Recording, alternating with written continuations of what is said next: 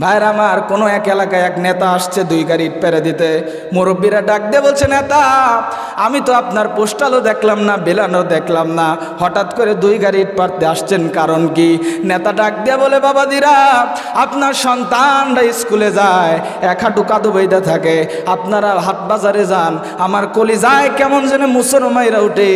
এই যে আপাতত 1 গাড়ি ইট পেরে দিয়ে গেলাম, 2 গাড়ি ইট পেরে দিয়ে গেলাম, ভবিষ্যতে যদি আমি যেই মার্কায় দাঁড়াবো, ওই মার্কায় যদি আপনারা একটা বার সিল মারতে পারেন, আমি আপনাদের মূল টার্গেট হবে এই কাঁচা রাস্তা পাকা করে দেওয়া।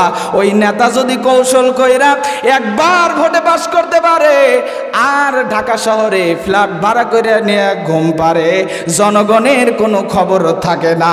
চিল্লা এখন কথা ঠিক কিনা? আরো জোরে বলেন ঠিক কিনা? এই হলো ফেরাউনের কৌশল।